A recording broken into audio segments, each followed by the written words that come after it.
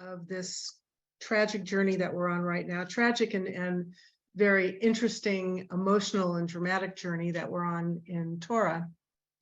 The first leg, of course, was last week with the complaints that had terrible consequences. But this week is considered, along with the sin of the golden calf and the sin of the eating of the tree of knowledge of good and evil, the three huge sins in Torah that not only tell us how far we can go against the teaching and our better nature, but also can explain for us all of human nature and what we're prone to and the mistakes that we're prone to make. So hopefully we can learn from the mistakes of others rather than having to repeat them ourselves. So it's a very dramatic story. That, of course, makes it exciting and interesting, but it's also sad and tragic.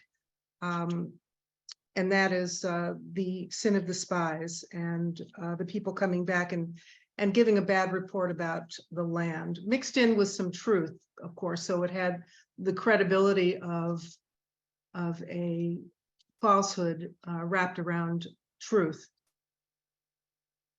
Last week, I taught about how the infection can start from the bottom and go all the way up to Miriam and Aaron. This week, the infection spreads from the top down, from 10 heads of the tribes who came back. And although with some objectivity, they reported on the land with the questions that Moshe posed to them that could be answered and looked at in an objective way. But there was one question that he included in his mandate to them: tell us if the land is good or if it's bad. And unfortunately, that opened up a Pandora's box of imagination and fear, and it turned into a fairy tale, really, what was related by 10 of the 12. So I'm going to go into that in detail tomorrow. Very interesting story, and unfortunately, devastating consequences, but definitely fun for us to read and learn about, because, as I said, it makes a really dramatic, interesting story. What I wanted to concentrate on tonight for my very brief teaching is something that happens very early in the Parsha, and that is Joshua, who's still known as Hoshea. His name is changed by Moshe, and there's no explanation for why his name is changed, and therefore the Midrash and our Chazal, our sages, go to great lengths to figure out why was it changed, why was it the letter YUD added to it, and why was it changed right now. So last week I included a little Midrash that tried to explain the 60 years between when Moshe left Egypt and ended up in Midian. It was a very fun Midrash that I got to share with you guys. This week I'm going to share another fun Midrash. So up until this point, apparently, but not if you read the Torah, but apparently Joshua was known as Hoshea, even though elsewhere in Torah, we never read about him being called Hoshea. We only read about him being called Joshua. So there's a lot of commentary about that too, because there seems to be something illogical and contradictory about that, but we'll put that aside. We'll go to the fun part. The fun part is, right at the beginning of our Parsha, Moshe changes Joshua's name from Hoshea to Yehoshua by adding a Yud to the beginning. So where did this Yud come from? Why was it added to his name? And why was his name changed now? So there's lots of different explanations for that, but I'm going to share just a couple of what I thought were really fun ones. So the when of when it happened is his name was changed after he was selected to be the representative for his tribe, which was Ephraim, and before he joined Caleb and the other 10 leaders to go out on the spying mission. And we have just one slim sentence about it. Moshe called Hoshea, son of Nun, Yehoshea. So there's a midrash that says why the extra letter Yud was added to his name. And one of the midrashes said that because Yud is part of God's name, of the Yud-Kei Vav-Kei, that Moshe wanted to add this holy component to his name for a few reasons.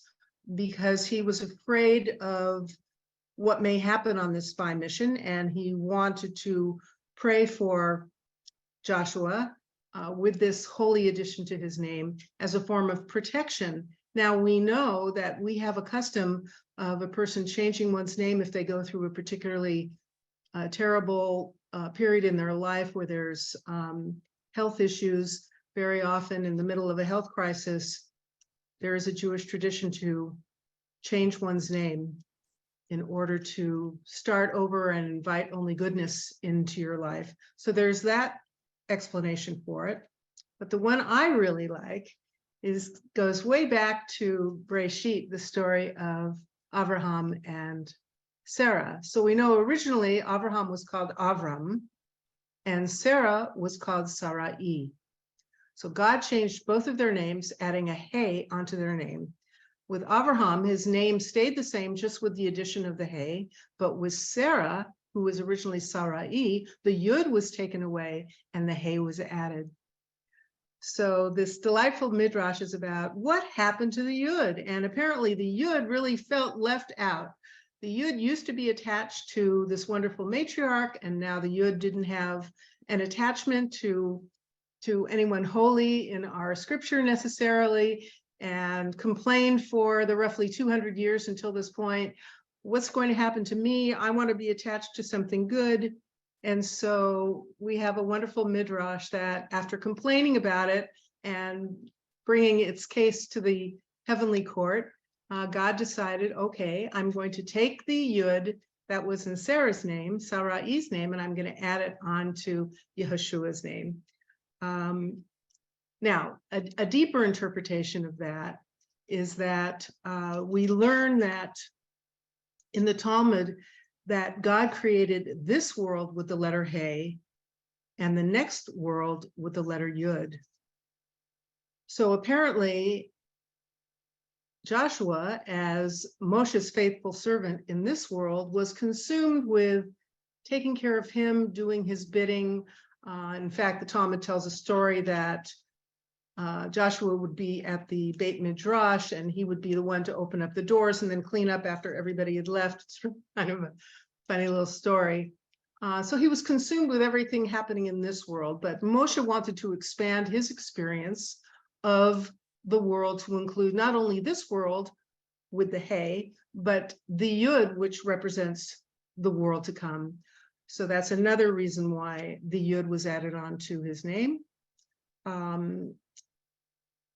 They give the additional explanation that the reason why it was taken away from Sarah's name is that she had this full experience of living in the next world and being fully immersed in the spiritual world. So by taking the Yud away, actually, it didn't take anything away from her particular character since she was so naturally aligned with the next world. So same is true for Abraham. But so that's why their name change was merely an addition of a Hey. She kept her spiritual makeup embedded in her personality.